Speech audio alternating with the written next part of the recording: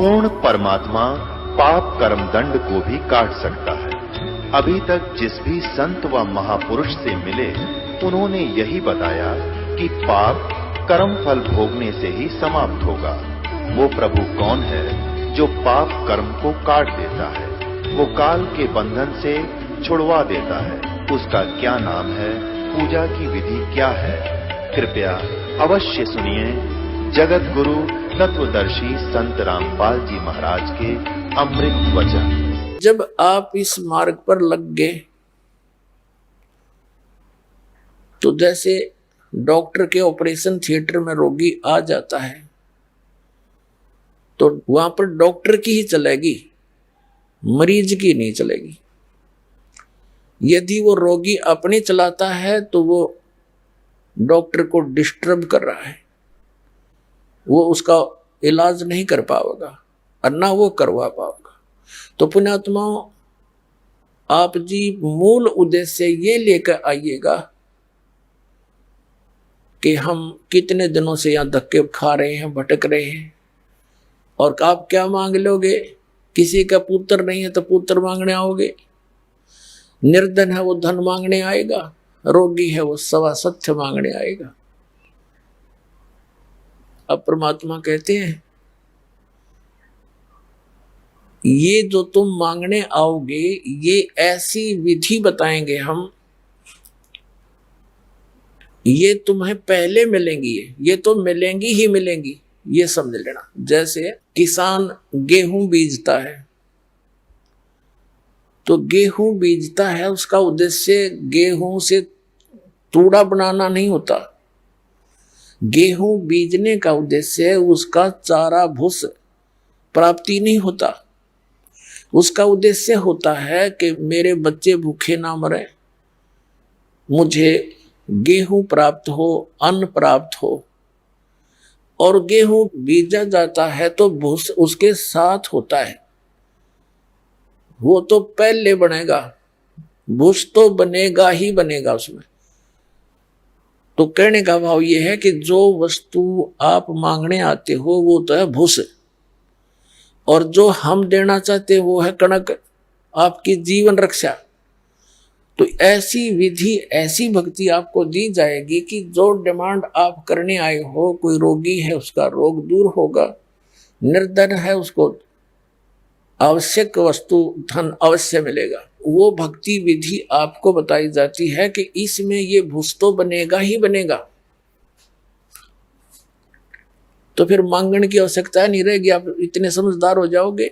आप इस भक्ति को स्टार्ट करके देखो विश्वास के साथ। जो प्रथम मंत्र आपको दिया जाता है, ये हमारे शरीर के अंदर जो कमल बने हुए हैं, इन कमलों में जिस जिस भी देव का अधिपत्य है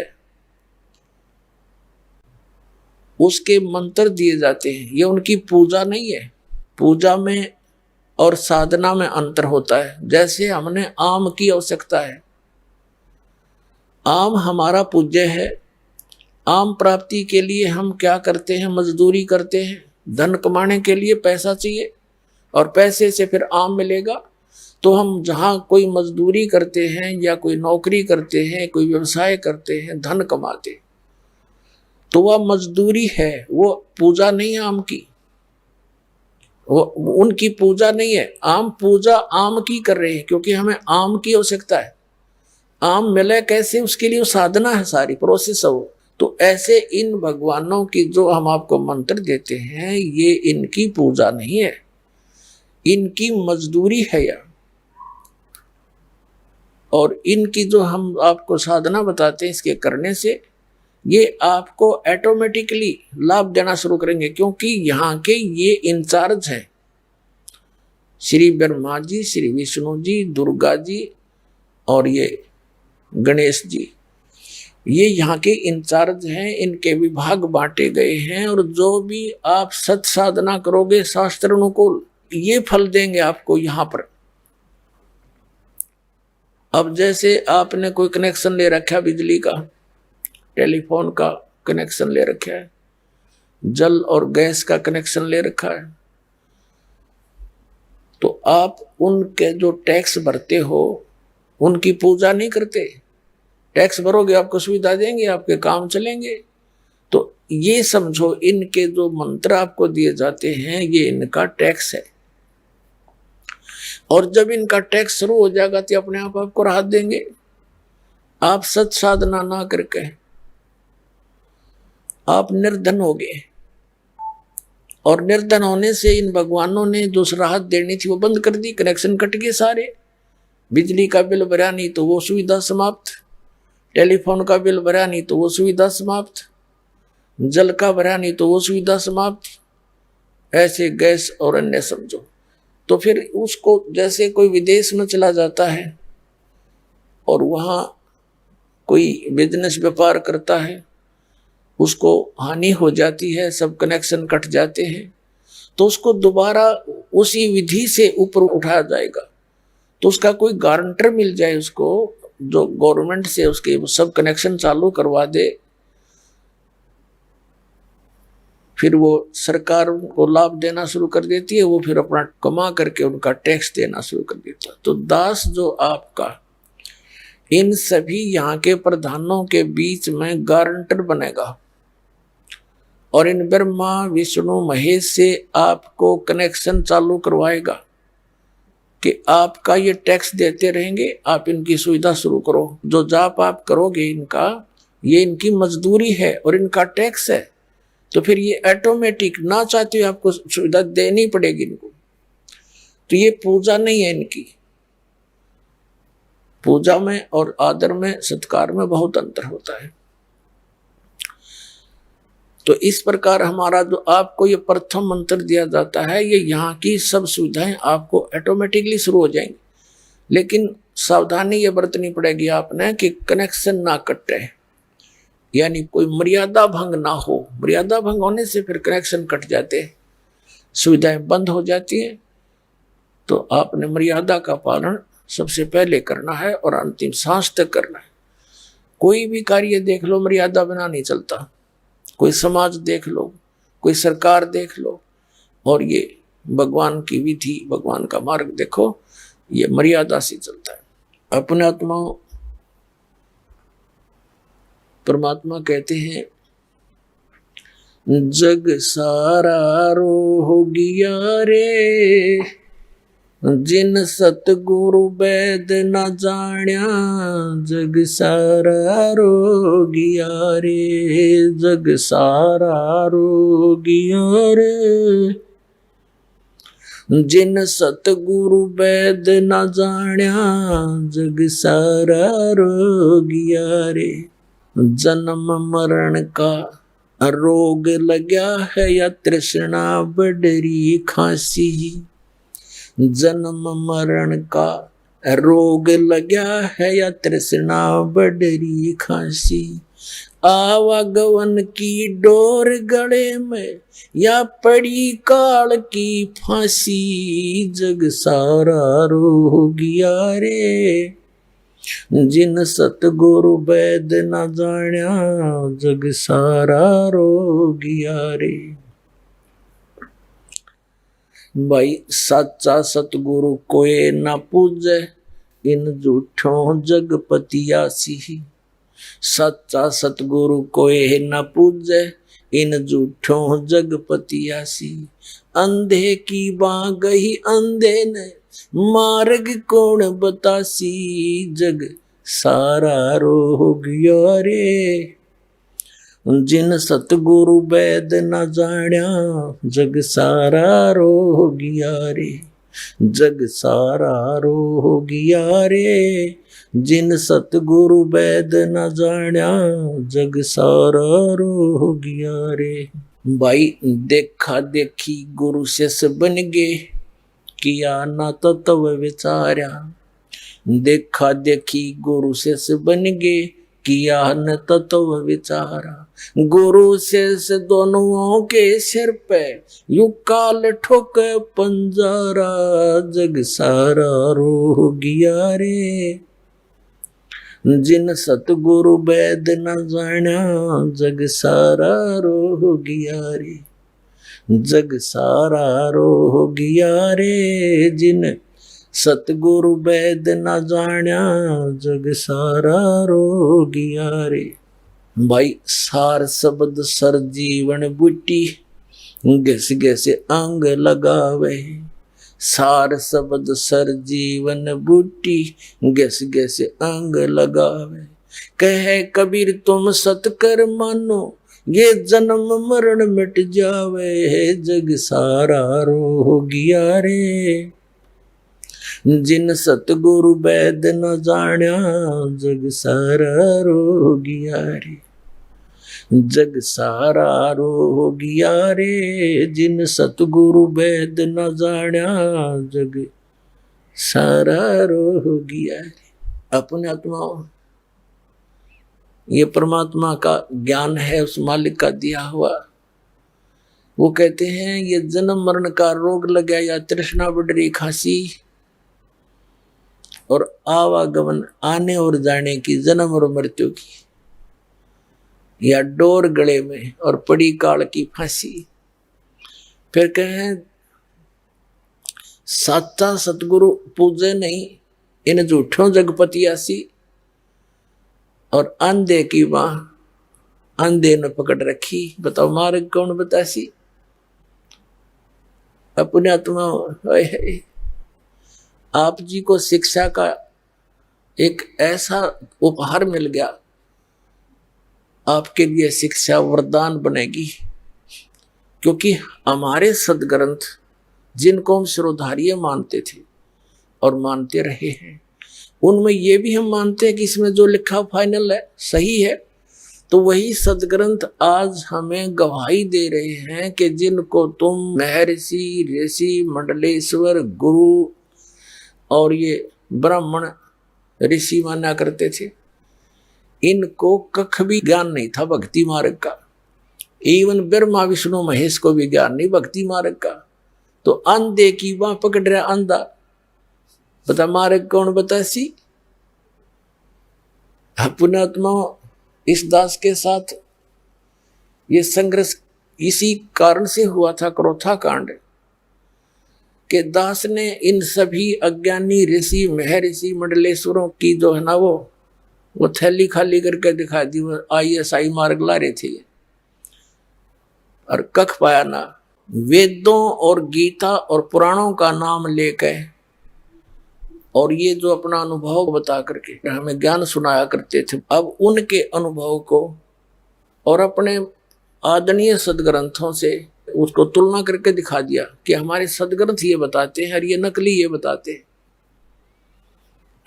अब थोड़ी सी झलक दिखानी पड़ेगी आपको, नहीं तो ये बात कुनीन से भी कड़वी है कि ब्रह्मा विष्णु में इसको ज्ञान नहीं, और इनके पुजारी ऋषि महर्षि, ये नकली दानंद कैसे ऋषि महर्षियों को तो कख भी पता नहीं भक्ति मार्ग का। ये कलयुगी महर्षि था, इसका बड़ा बोलबाला था, हम भी इससे प्रभावित थे। लोक वेद सुन सुन के इसकी दंत कथा सुन रखी थी। बड़ा ऋषि था, वेदों का बड़ा ज्ञाता था। तो दास ने इसी उद्देश्य से इसके इतिहास को खोला था कि यदि इसका समर्थन हमें मिल जाता है, सत्यार्थ प्रकाश इसकी एक पुस्तक है, सारे जीवन की रचना, सारे जीवन का जो इसने डले डोहे जो साधना की सत्यार्थ प्रकाश में लिख दी कि मैंने इतना जाना भगवान को। तो उसको देखा, फिर भगवान की वाणी, परमात्मा की वाणी तो हमें पहले ही प्राप्त थी, लेकिन उससे मेल नहीं खाई, कहीं पर भी इसका सिर पैर नहीं मिला था। फिर वेदों को देखा, दया कर इस कबीर भगवान ने गीता जी को देखा, पुराणों को देखा, कुरान और बाइबल को देखा। वो तेरे की बताओ, गीता पढ़ने वाले गीता से परिचित नहीं, वेद पढ़ने वाले वेदों से परिचित नहीं, पुराणों को पढ़ने वाले पुराणों से परिचित नहीं। ये भगवान, यू तो आवा का आवा खराब।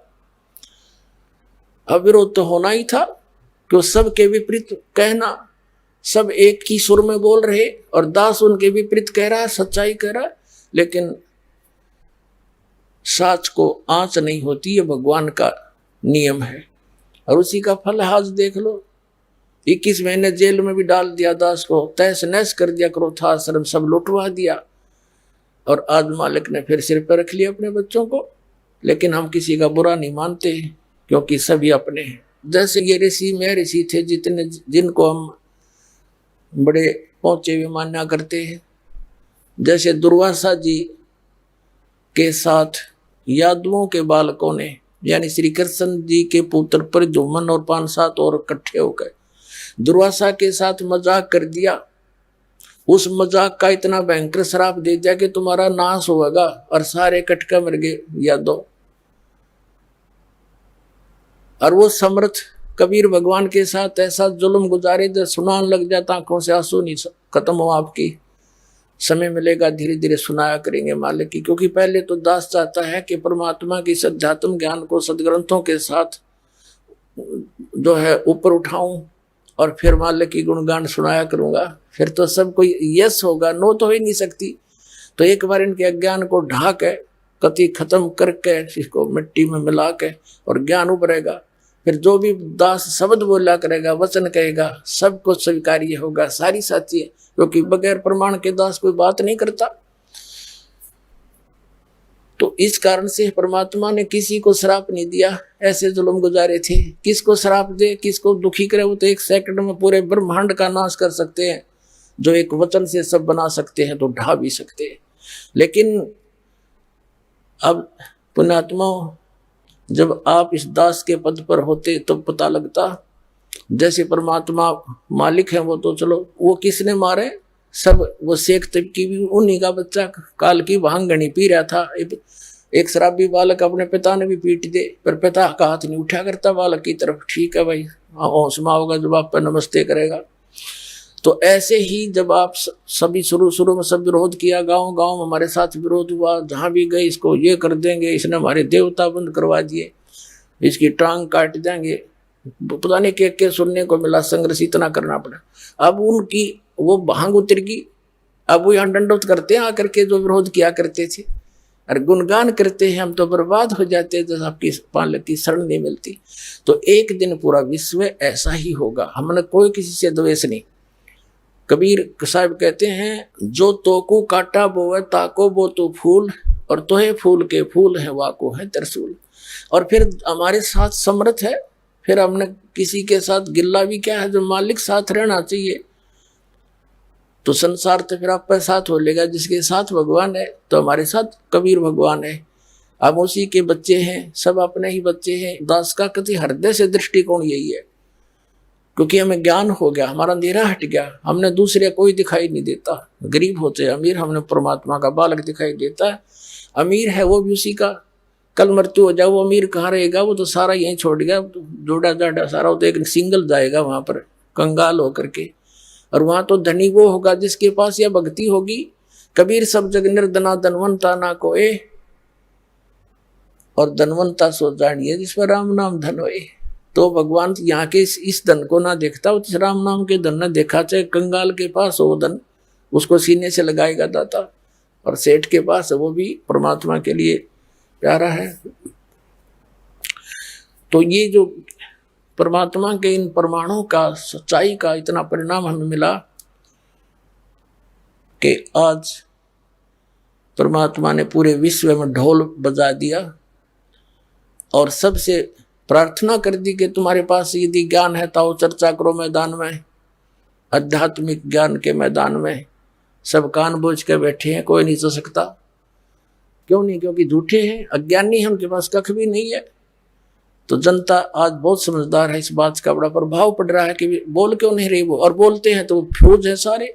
जितनी भी आध्यात्मिक ज्ञान चर्चा हुई है उनके पास कख भी नहीं है, सारे प्रमाणित करके दिखा दिए, विद प्रूफ दे दिया, वो सब शांत होकर बैठ गए।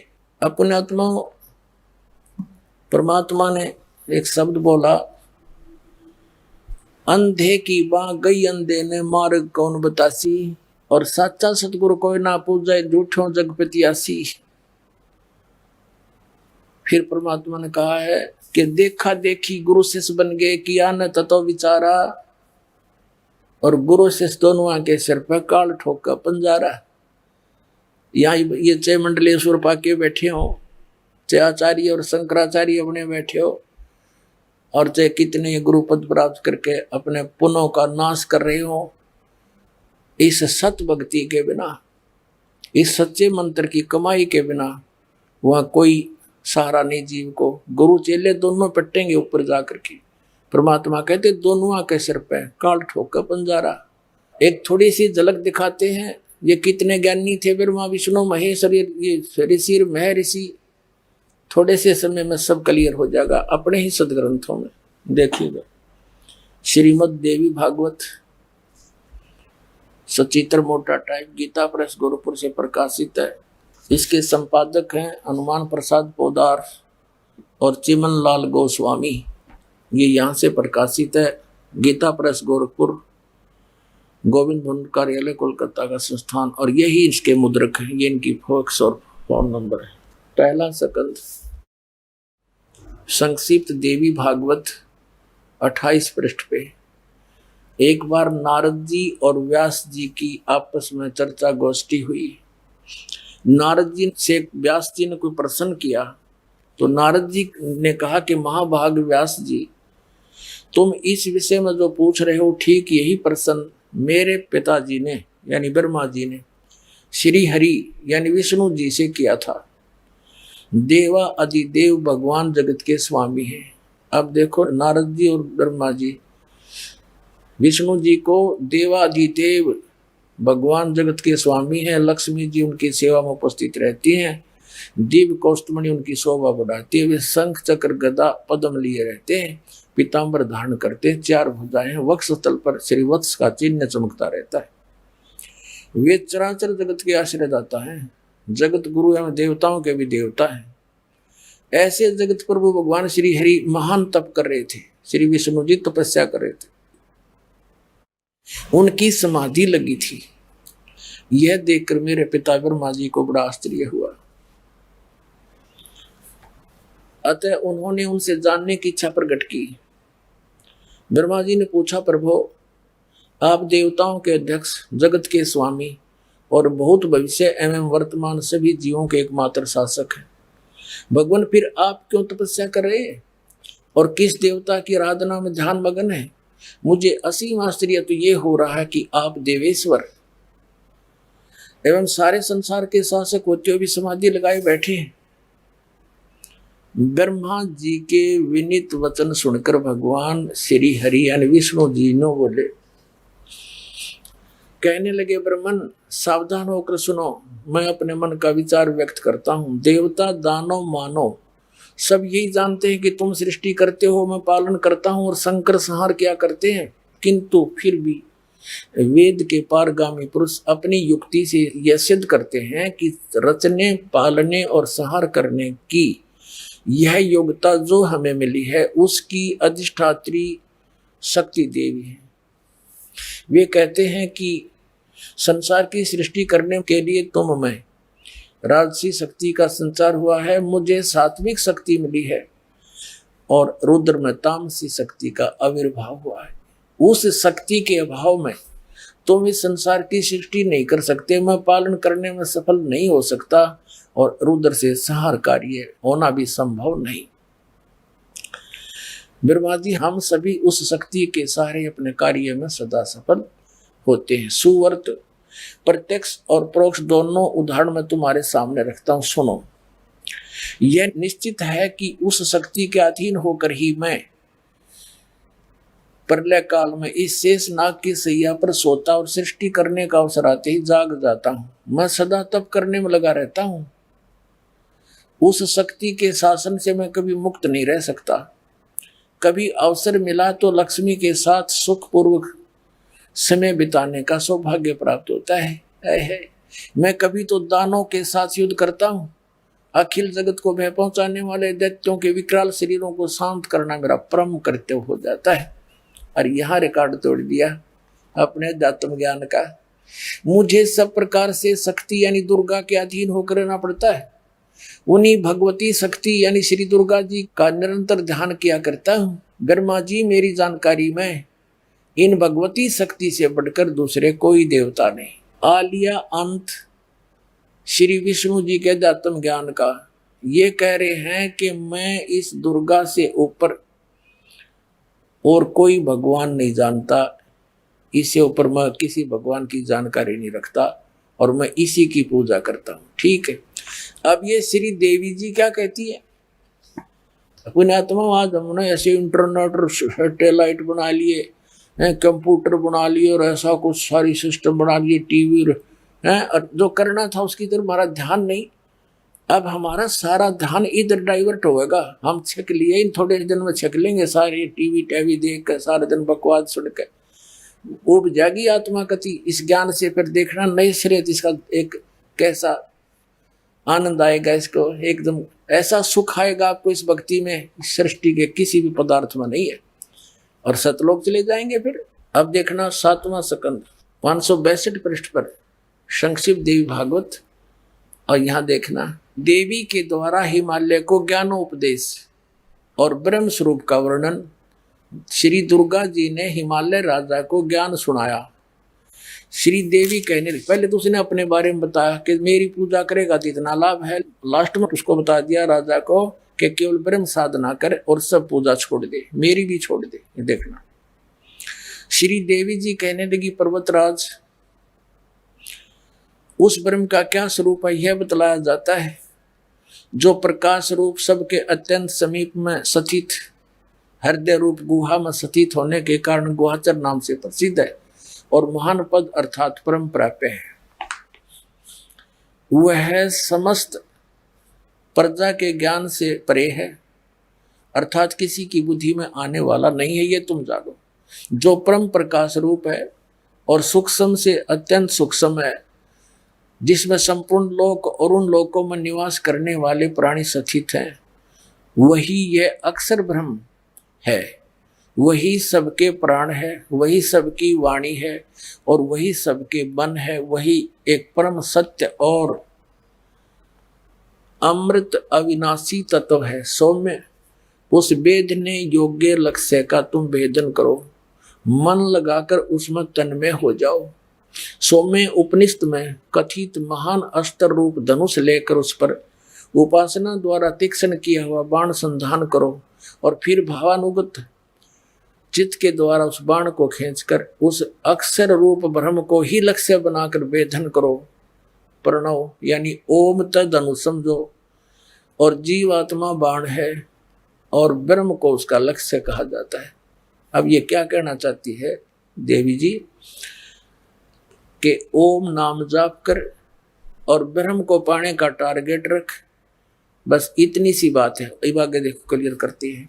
अब देखो यहाँ देखना अक्षर ब्रह्म भी कहा है इसी ब्रह्म को इस देवी ने, यहाँ देखना इसको, वही ये अक्षर ब्रह्म है।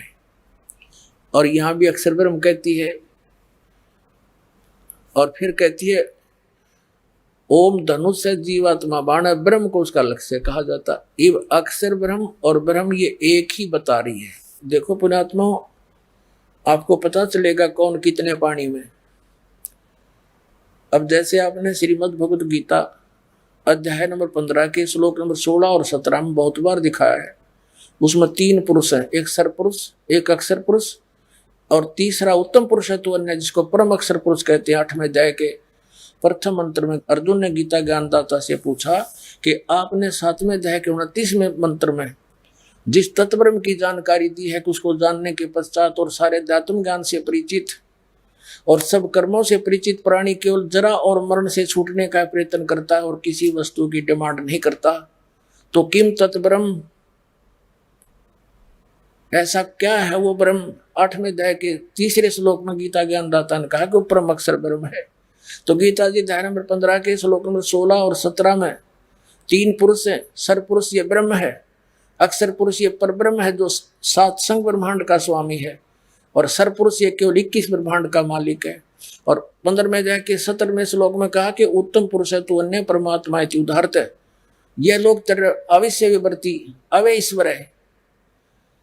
इन दोनों से सर और अक्षर पुरुष से उत्तम पुरुष यानी श्रेष्ठ भगवान तो कोई और है, वो परम अक्षर ब्रह्म है और वही तीनों लोकों में प्रवेश करके सबका धारण पोषण करता। वास्तव में वो अविनाशी भगवान है। यहाँ सब विचलित है सब। अब देवी क्या कहना चाह रही है कि इसका इतना अध्यात्म ज्ञान है, वो अक्षर पुरुष और सर पुरुष में कोई भेद नहीं बता पा रही है। उसी को अक्षर पुरुष कहती है, अक्षर ब्रह्म कहती है, उसी को फिर ब्रह्म भी कहती है। कहने का भाव ये है कि यहाँ देवी क्या कहना चाह रही है कि और सब पूजाएं छोड़ दो, ब्रह्म की साधना करो। देखो श्री देवी भागवत का हम 7वां स्कंद पढ़ रहे हैं, 562 पढ़ दिया, अब 563 पर हम पढ़ रहे हैं। यहाँ आ रहे हैं, ओम धनुष है, जीवात्मा बाण है और ब्रह्म को उसका लक्ष्य कहा जाता है। यहाँ आ गया नीचे, उस एकमात्र परमात्मा को ही जाने, दूसरी सब बातों को छोड़ दो। अब दुर्गा जी स्पष्ट कर रही है कि मेरी पूजा भी त्याग दो और सब बातें त्याग दो, केवल एक ब्रह्म की पूजा करो। आगे डिटेल देती है, देखना। उस एकमात्र परमात्मा को ही जानो, दूसरी सब बातों को छोड़ दे। यही अमृत रूप परमात्मा के पास पहुंचाने वाला पुल है। संसार समुद्र से पार करके अमृत स्वरूप परमात्मा को प्राप्त कराने का यही सुलभ साधन है। यहाँ बताया है कि उस हृदय में ही विविध रूप में प्रकट होने वाला परब्रह्म, उसी को परब्रह्म कह रही है। ये संचरण करता, अंतर्यामी रूप से वर्तमान रहता। इस आत्मा का यानी ब्रह्म का ओम के जप के साथ ध्यान करो। उससे अज्ञान में अंधकार से सर्वथा परे और संसार समुद्र से उस पार जो ब्रह्म है उसको पा जाओगे, तुम्हारा कल्याण हो। ओम नाम जाप करो, ब्रह्म पाना उद्देश्य रखो और इसमें तुम्हारा कल्याण हो जाएगा, उसको प्राप्त कर लेगा। वो कहाँ रहता है ये देखना, वह यह सबका आत्मा ब्रह्म ब्रह्मलोक रूप दिव्य आकाश में स्थित है, वहां रहता है ब्रह्मलोक में। अपने आत्मा हमने इस अध्यात्म ज्ञान को निर्णायक तरीके से जानना है। अब दुर्गा जी ने फाइनल कर दिया कि ब्रह्म की पूजा करो और ओम नाम का जाप है इसका और ब्रह्मलोक में चले जाओगे। अब श्रीमद् भगवद गीता अध्याय नंबर 8 के श्लोक नंबर 13 में ये गीता ज्ञान दाता ब्रह्म है जो श्री कृष्ण जी में बोल रहा है। ये सरपुरुष, ये काल है। ये कह रहा है कि ओम इति एकाक्षरम ब्रह्म व्यवहारण माम अनुसमरण ये प्रयाति तो जंदेहम सयाति परमाम गतिम। माम ब्रह्म, मुझ ब्रह्म का केवल एक यह ओम अक्षर है, नथिंग एल्स। उच्चारण करके सिमरण करता हुआ यह प्रयाति तो जंदेहम जो शरीर छोड़कर जाता है, सयाति परमाम गतिम वो परम गति को प्राप्त होता है। कौन सी परम गति को? जो ब्रह्म से मिलने वाली है। और ब्रह्म से मिलने वाली परम गति क्या है? ब्रह्मलोक। ब्रह्मलोक में गए हुए प्राणी भी फिर जन्म मृत्यु में आते। ये देखिएगा श्रीमद् भगवद गीता, जयदयाल गोविंद का इसके अनुवादक है। गीता प्रेस गोरखपुर से ये छपी है। ये देखिए अध्याय नंबर 8 का और श्लोक नंबर 13। ये 12-13 इकट्ठा अनुवाद किया उन्होंने। इसका यहाँ देखेंगे, ओम इति एकाक्षरम ब्रह्म व्यवहारण माम अनुसमरण ये प्रयाति तो जंदेहम सयाति परमाम गतिम। इसका अर्थ सीधा सा बनता है माम ब्रह्म, मुझ ब्रह्म का ओम इति एकाक्षरम, यह एक अक्षर है, नथिंग एल्स। और व्यवहारन अनुसमरण उच्चारण करके सेवन करता हुआ ये प्रयाति तो जंदेहम सयाति परमाम गति, जो शरीर छोड़कर जाता है वो परम गति को प्राप्त होता है। कौन सी परम गति को? ब्रह्म की प्राप्ति होगी। इन्होंने यहाँ से अनुवाद किया इसका, जो पुरुष ओम इस एक अक्षर रूप ब्रह्म को उच्चारण करता हुआ और उसके अर्थ स्वरूप मुझ निर्गुण ब्रह्म का चिंतन करता हुआ शरीर त्याग कर जाता हुआ पुरुष परम गति को प्राप्त होता है।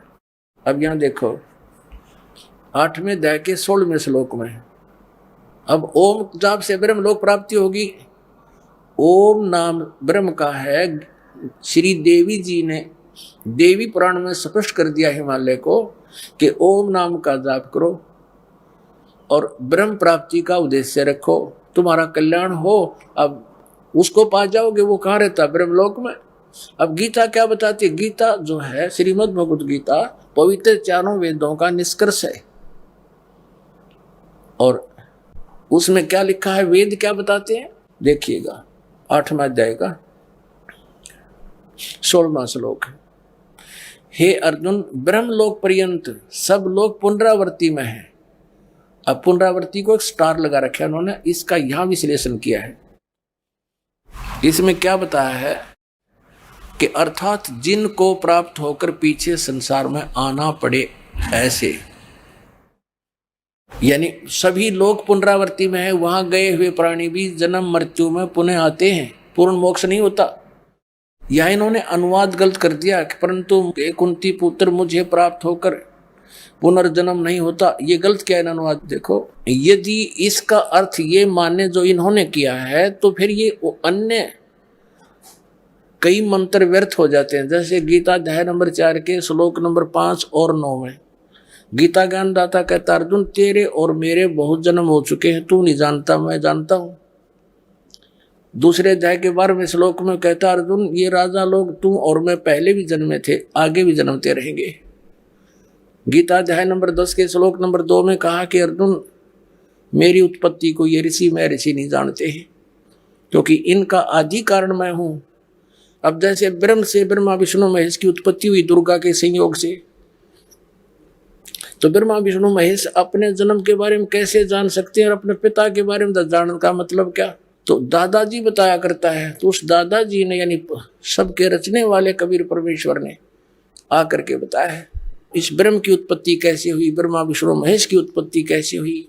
आज से 600 वर्ष पहले परमात्मा ये ज्ञान बताकर लिखवा कर चले गए थे, जो आज सदग्रंथों में प्रमाण है।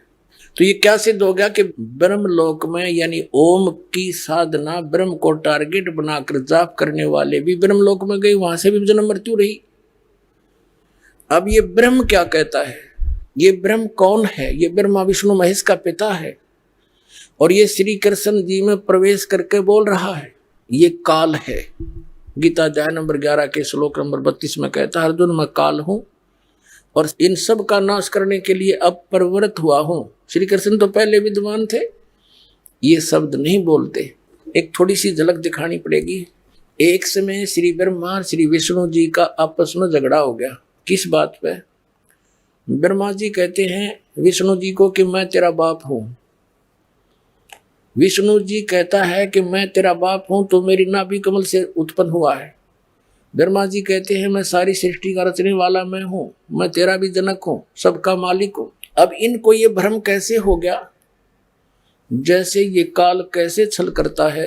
इसने प्रतिज्ञा कर रखी है कि मैं अपने ओरिजिनल रूप में किसी को दर्शन नहीं दूंगा।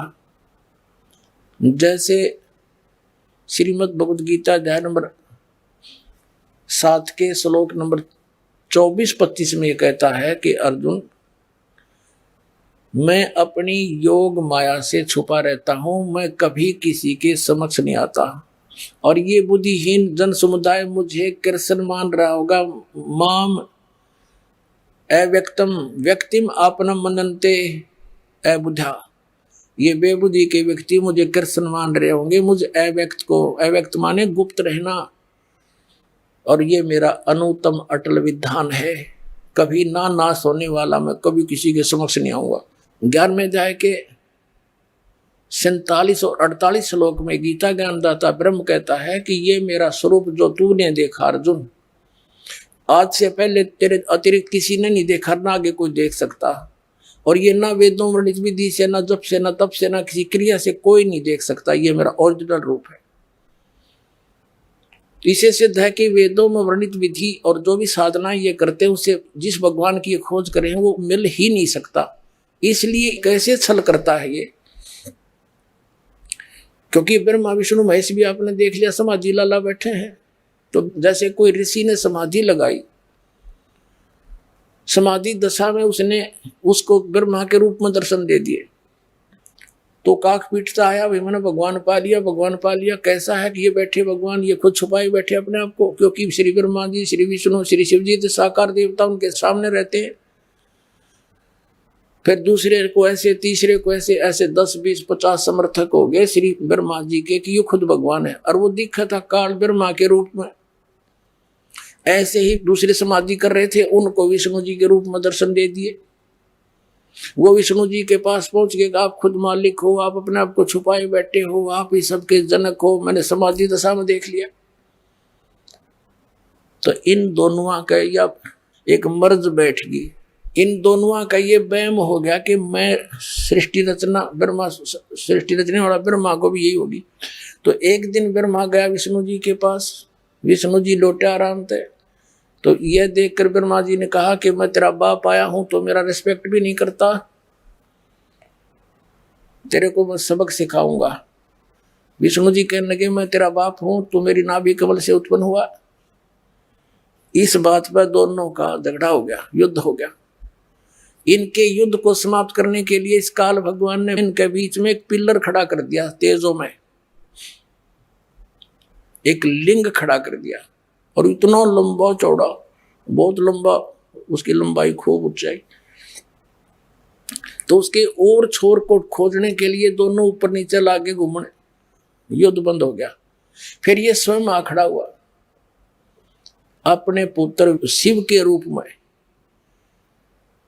अब यहां नो भ्रम पड़ा रहा अभी तक, ये सबको धोखा दे कर रखता। अब इस थोड़े से कंसेप्ट में ये क्लियर होगा कि गीता ज्ञान बोला किसने, और बोलने वाला कौन है? वो ब्रह्मा विष्णु महेश का पिता है। ये देखिए श्री शिव पुराण, गीता प्रेस गोरखपुर से प्रकाशित है। संपादक हनुमान प्रसाद पोदार और प्रकाशक एवं मुद्रक हुए गीता प्रेस गोरखपुर, गोविंद भवन कार्यालय कोलकाता का संस्थान। ये देखिएगा, ये 24 पृष्ठ पे ब्रह्मा और विष्णु लड़ रहे थे, इनके बीच में ये पिलर खड़ा कर दिया, और फिर ये आप आ गया इनके बीच में, न लग गया ज्ञान सुनान। ये देखिएगा 25 पृष्ठ पे विद्वेश्वर संहिता। अब ब्रह्मा और विष्णु ने पूछा, प्रभु इस काल से शिव रूप में आ गया, ये शिव रूप में सृष्टि आदि 5 कृत्यों के लक्षण क्या हैं, यह हम दोनों को बताइए। भगवान शिव बोले, मेरे कृत्यों को समझना अत्यंत गहन है, तथापि कृपा पूर्वक तुम्हें उनके विषय में बता रहा हूं। अब आगे आ जाओ, हम अपने मतलब की बात पढ़ लेंगे। 26 पे हम पढ़ रहे हैं, संक्षिप्त शिव पुराण विद्वेश्वर संहिता। अब ये काल उनको कह रहा है, दोनों को, ये शिव रूप में आ गए। ये क्या कह रहा है? पुत्रो, तुम दोनों ने, ब्रह्मा और विष्णु को पुत्र कह रहा है, तपस्या करके प्रसन्न हुए मुझ परमेश्वर से सृष्टि और सतीथि नामक 2 कृत प्राप्त किए हैं। ये देखो कैसा कमाल कर रखा है। कहते तुमने तप किया और मन प्रसन्न होकर तुमको ये 2 जॉब दे दिए, 2 विभाग, सृष्टि और सतीथि। ईंग लगी ना फटकड़ी, पहले इन बडड़े डुआए, तपस्या करवाई, इनको चार्ज करवा दिया, बैटरी होगी, सिद्धि आगी, इनको ये 2 महकमे दे दिए दोनों को। अब तुम फोड़ो कर्म। अब देखो, पुत्रों तुम दोनों ने तपस्या करके प्रसन्न हुए मुझ परमेश्वर से सृष्टि और सतीथि नामक 2 कृत प्राप्त किए हैं। ये दोनों तुम्हें बहुत प्रिय हैं। इसी प्रकार मेरी विभूति स्वरूप, यानी मैं इस रूप में खड़ा हूं, मेरे जैसे रूप वाले रुद्र और महेश्वर ने 2 अन्य उत्तम कृत्य, यो ने है मैं नहीं है, गलती से लिखा है, रुद्र और महेश्वर ने ये 2 अन्य उत्तम कृत्य संहार और तिरोभाव मुझसे प्राप्त किए हैं, परंतु अनुग्रह नामक कृत्य दूसरा कोई नहीं पा सकता। अब देखो, ब्रह्मा और विष्णु ये दोनों हो गए, रुद्र और महेश्वर 4 हो गए, बोलनिया 5वां। अब ये बोलने वाला कौन है? ये काल है, जो ब्रह्मा विष्णु महेश इन सब का पिता है। अब ये आगे क्या ज्ञान दे रहा है कि मेरा ओम नाम है, और ये 5 अवयव से बनकर एक अक्षर हो गया। ये देखो 26 पृष्ठ पे संक्षिप्त शिव पुराण पे, यहां आगे मैंने पूर्व काल में अपने स्वरूप भूत मंत्र का उपदेश किया है, जो ओंकार के रूप में प्रसिद्ध है। वह मंगलकारी मंत्र है। सबसे पहले मेरे मुख से ओंकार ओम प्रकट हुआ, जो मेरे स्वरूप का बोध कराने वाला है। ओंकार वाचक है, मैं वाच्य हूं। ये मंत्र मेरा स्वरूप ही है। प्रतिदिन ओंकार का निरंतर स्मरण करने से मेरा ही सदा स्मरण होता है। मेरे उत्तरवर्ती मुख से अकार का, पश्चिम मुख से उकार का, दक्षिण मुख से मकार का, ए ऊ मैं, और पूर्ववर्ती मुख से बिंदु का, मध्यवर्ती मुख से नाद का प्राकट्य हुआ है। इस प्रकार 5 अवयवों से युक्त ओंकार का विस्तार हुआ है। इन सभी अवयवों से यानी विभागों से, पार्ट से एकीभूत होकर यह प्रणव यानी ओम नामक एक अक्षर हो गया सिद्ध। अब यहां इन्होंने ओम नमः शिवाय ये मंत्र नहीं है, अनुवादकर्ता का अपना ज्ञान है ये, इसलिए इसको अलग लिखाई में भी लिखा है। यह 5 अक्षर मंत्र है, नहीं, ये तो ओम है, ये ओम है 5 अक्षर मंत्र।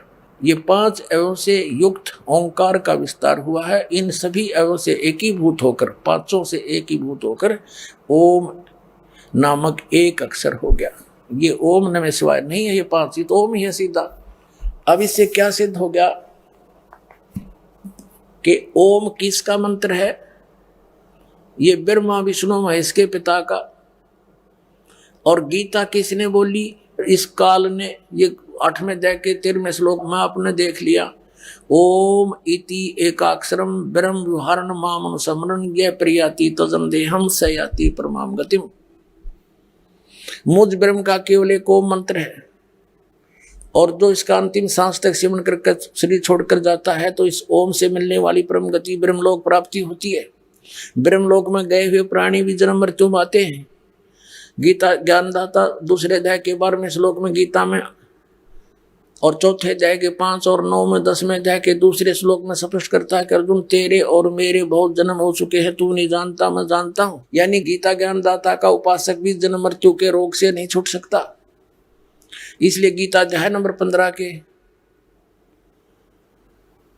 श्लोक नंबर 1 से 4 में स्पष्ट किया गीता ज्ञानदाता ने कि जो 4थे अध्याय के 32 और 34 श्लोक में जिस तत्वदर्शी संत से ज्ञान प्राप्त करने की मैंने कहा है, उस ज्ञान का आश्रय करके और उसकी पहचान बताई है 15वें अध्याय के प्रथम मंत्र में कि उल्टे लटके हुए संसार रूपी वृक्ष के सभी विभाग जो बता देगा स वेदवित, वो तत्वदर्शी संत है। उसके पश्चात 15वें अध्याय के 4थे श्लोक में गीता जी में कहा है, उसके पश्चात परमेश्वर के उस परम पद की खोज करनी चाहिए।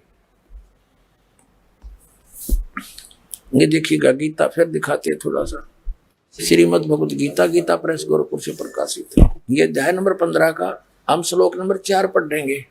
इसमें बताया कि जब तत्वदर्शी संत मिल जावे तो उस सुविरुद्ध मूलम, अति दृढ़ मूल वाले यानी पूर्ण परमात्मा की जानकारी रूपी संसार रूपी वृक्ष को दृढ़ असंग शस्त्र तत्व ज्ञान रूपी शस्त्र द्वारा काट कर, अर्थात उस ज्ञान को समझ कर, उसके पश्चात ये 4था श्लोक है 15वें अध्याय का, ये 4था।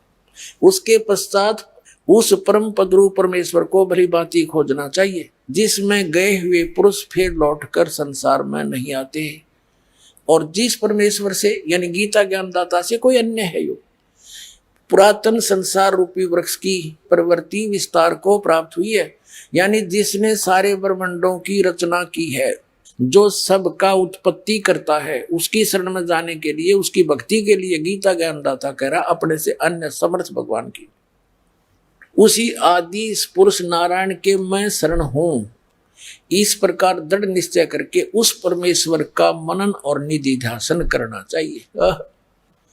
अब स्पष्ट कर दिया कि उस परमात्मा की भक्ति कर, उसकी भक्ति से फिर वो परम पद प्राप्त होगा, वो स्थान सतलोक, जहां जाने के बाद कभी लौटकर संसार में नहीं आते, फिर जन्म मृत्यु नहीं होती।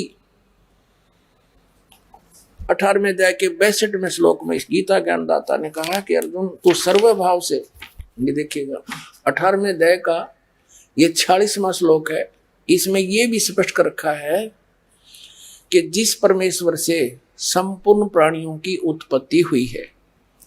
अब स्पष्ट हो गया कि परमात्मा ने सब जीवों की भी उत्पत्ति की है, और जिससे समस्त जगत व्याप्त है, उस परमेश्वर की अपनी स्वाभाविक कर्मों द्वारा, यानी जो जैसा कर्म करता उसको कर्म करते करते पूजा करके मनुष्य परम सिद्धि को प्राप्त हो जाता है। अब देखना, अब 62 में आ जाते हैं, अध्याय नंबर 18 के, और श्लोक यहां पर लिखा है कि अर्जुन शरीर रूपी यंत्र में आरूढ़ हुए संपूर्ण प्राणियों को अंतर्यामी परमेश्वर अपनी माया से उनके कर्मानुसार भ्रमण कराता हुआ सब प्राणियों के हृदय में स्थित है। आइए अब हम उन श्रद्धालुओं के अनुभव जानते हैं जो जगत गुरु तत्वदर्शी संत रामपाल जी महाराज जी से दीक्षा प्राप्त कर चुके हैं तथा उनके द्वारा बताए गए भक्ति मार्ग पर चल रहे हैं। नमस्कार सर। नमस्कार सर, क्या नाम है आपका? मेरा नाम राजेंद्र दास है सर जी। राजेंद्र जी, आप कहाँ से हैं? मैं जौनपुर उत्तर प्रदेश से हूँ। राजेंद्र जी, संत रामपाल जी महाराज से नाम दीक्षा आपने कब ली? 2 अक्टूबर 2018 को मैंने लिया नाम दीक्षा। राजेंद्र जी, संत रामपाल जी महाराज से नाम दीक्षा लेने से पहले आप क्या भक्ति साधनाएं किया करते थे? सर, भक्ति साधना कोई ज़्यादा नहीं करता था विशेष। मैं जो है परमात्मा की तलाश में रहता था, आध्यात्मिक पुस्तकें पढ़ता था, लोगों से ज्ञान चर्चा किया करता था। तो इसी ज्ञान चर्चा में मैं जो है कुछ किताबें बाजार से ले कर के आया। उसमें जो है त्राटक की विधि लिखी हुई थी, वो त्राटक मैंने किया। वो त्राटक करने के बाद उसके साइड इफ़ेक्ट हुए। साइड इफ़ेक्ट में मुझे तरह तरह की समस्याएं परेशानियां आई, दिमाग डिस्टर्ब रहने लगा, दिमाग सही नहीं रहता था। उसके बाद फिर जो है एक हमारे मित्र ही मिल गए, वो मदन पंथ से जुड़े हुए थे। तो उन्होंने कहा चलो ठीक है, वहाँ चलते हैं, आपको दिखाते हैं, तो वहाँ देख लो, ठीक लगे तो मैं वहाँ पर नाम वहाँ का लिया। मदन पंथ से जुड़े रहे, लगभग 2.5-3 साल तक मैं जुड़ा रहा। इन 2.5-3 सालों में काफ़ी मैंने जो है उनके बताए विधि से करता रहा। उसमें जो है ऐसे सिद्धांत थे उनके कि जो हमको कबीर साहब के सिद्धांत से मेल नहीं खाता था, क्योंकि वो कहते थे तो कबीर साहब का ही ज्ञान है सब, लेकिन वो परमात्मा को साकार निराकार से परे बताया करते थे। यानी परमात्मा ना तो साकार है ना निराकार है। वे यहीं पर ऊपर सर पर 10वां द्वार बताते थे, यहाँ पर ध्यान करो, फिर यहाँ से आप बाहर हो जाओगे, परमात्मा को प्राप्त कर जाओगे। तो ये चीज़ें मैं करता भी था, क्योंकि मुझे ज्ञान तो था नहीं। तो वहाँ पर मैंने जब पूरा अनुभव हो गया कि भाई यहाँ कुछ नहीं मिलेगा मुझे, तो फिर मैं छोड़ दिया उसको। तो एक दिन हमारे दूसरे मित्र थे जो जय गुरुदेव पंथ से जुड़े हुए थे, तो वो मित्र जो है मुझे कहे कि जय गुरुदेव पंथ वहाँ चलो और आपको जो है वहाँ से नाम दिलवा देता हूँ। तो फिर वहाँ गया, वहाँ मैंने नाम ले लिया। जो 5 नाम था, निरंजन, ओंग, रारंग, सोहंग, सतनाम, ये 5 नाम वहाँ से मैंने लेकर के जपा। और वो मथुरा के तुलसीदास जी जो जय गुरुदेव के नाम से प्रसिद्ध थे, वहाँ से मैंने नाम लिया था। तो उसके बाद फिर जो है वो नाम जप रहा था, मैंने वही उन्हीं को सुप्रीम मान रहा था। मैंने उनको सबसे ऊपर गुरु समझ रखा था। तो भक्ति चल रही थी ऐसे ही। मैंने वो 12 साल तक भक्ति किया। राजेंद्र जी, आपने बताया कि आप मदनपंथी पंथ में जुड़े हुए थे और उसके बाद आप जय गुरुदेव पंथ में जुड़े, तो फिर संत रामपाल जी महाराज की शरण में आने का क्या कारण बना? कारण ये बना कि इन पंथों से जुड़ने के बाद जो इनका ज्ञान था, जो भक्ति थी, उससे मैं संतुष्ट नहीं था। कारण क्या था कि एक दिन मैं YouTube पर सदगुरु रामपाल जी महाराज का सत्संग देख रहा था। तो उसमें वो जो है जय गुरुदेव पंथ के बारे में बता रहे थे। तो वो 5 नाम काल के हैं और ये जो है जो भक्ति करता है वो काल के लोक में जाएगा। वो सारी बातें जब मैं समझ लिया संत रामपाल जी महाराज के सत्संगों के द्वारा, तो मैं समझ गया कि मेरी भक्ति ये गलत है, और उन्होंने प्रमाण सहित दिखाया था। तो उसमें जो है फिर जुड़े रहने का कोई औचित्य नहीं था, क्योंकि मैं मोक्ष चाहता था और मुझे सच्चे गुरु की तलाश थी। तो इसलिए जो है मैंने संत रामपाल जी महाराज के अन्य सत्संगों को भी देखा। तो वो सारे सत्संग जब देखते देखते मुझे पता चला कि हमारे शास्त्रों में, वेद में, गीता में, कुरान में कुछ और बातें लिखी हुई हैं जो इन सब गुरुओं ने गलत बता रखा है, गलत साधना बता रखा है। तो इसलिए मैं समझ गया कि गुरु जी यानी संत रामपाल जी महाराज जी का ज्ञान सही है और मुझे इनकी शरण लेनी चाहिए। तो मैंने इनसे नाम दीक्षा ले लिया। राजेंद्र जी, संत रामपाल जी महाराज की शरण में आने के बाद आपको क्या लाभ मिले? सर जी, मुझे संत रामपाल जी महाराज से नाम दीक्षा लेने के बाद हमें अपरंपार मानसिक सुकून हुआ। और जो लाभ हुए, एक लाभ ये है कि मेरे किडनी में 5 पथरी थी। वो 5 पथरी मुझे बहुत तकलीफ देती थी। पेशे से मैं स्वयं डॉक्टर हूँ और मैंने सारी की सारी दवाइयाँ ले कर के देख लिया। करीब 2 साल तक लगभग दवा लेता रहा, कोई लाभ नहीं हुआ था। अन्य हमारे मित्र डॉक्टर थे, उनसे भी मैंने संपर्क किया, उनसे भी राय लेकर के दवाइयाँ लिया।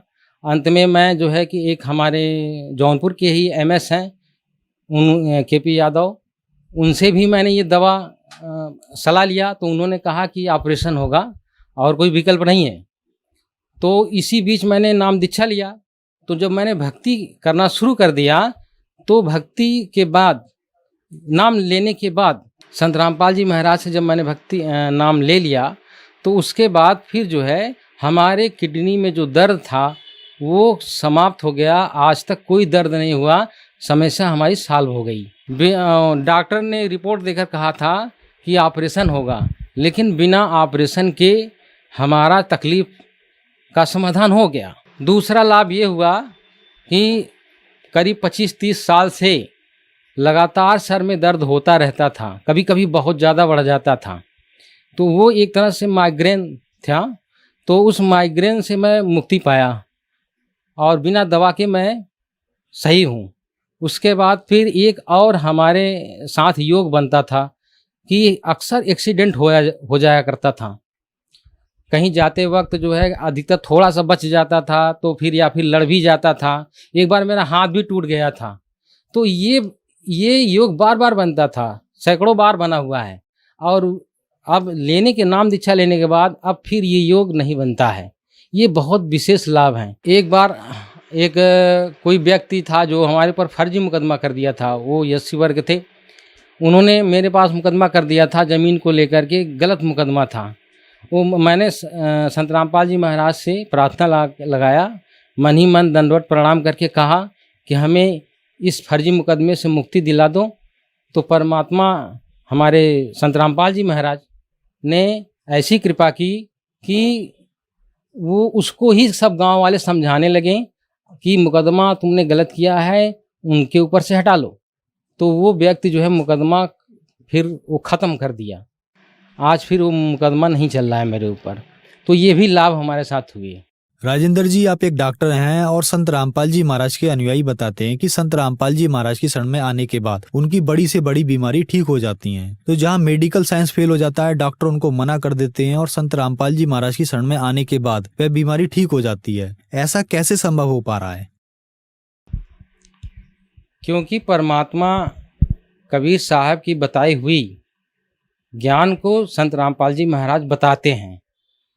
वो परमात्मा के ज्ञान को बता कर के उनके अनुसार उनकी बताई भक्ति विधि को बताते हैं। और उस भक्ति विधि से जो भी भक्ति करेगा उसको लाभ होगा। कैंसर क्या किसी भी तरह की समस्या का समाधान हो जाएगा। इस वजह से साइंस जहाँ खत्म हो जाती है वहाँ इन भक्ति से लाभ होने लगता है। राजेंद्र जी, संत रामपाल जी महाराज से नाम दीक्षा कैसे ली जा सकती है? संत रामपाल जी महाराज से नाम दीक्षा लेने के लिए आप उनके किसी शिष्य से आप कांटेक्ट कर सकते हैं, वो आपको बता देंगे। जगह जगह नाम दान सेंटर खुले हैं, वहाँ वो पहुँचा भी देंगे, वहाँ से ले सकते हैं। दूसरा ये आप जो है जब उनके सत्संग चलते हैं अन्य चैनलों पर, तो आप एक नीचे चलती हुई पट्टी दिखाई देगी जिसमें नंबर कुछ आपको दिखाई देंगे। उस नंबर को नोट करके आप फ़ोन लगाएं, वहाँ से आपको बता दिया जाएगा आपके नज़दीक के नाम दान सेंटर, वहाँ जाकर आप नाम दीक्षा ले सकते हैं। धन्यवाद सर। धन्यवाद।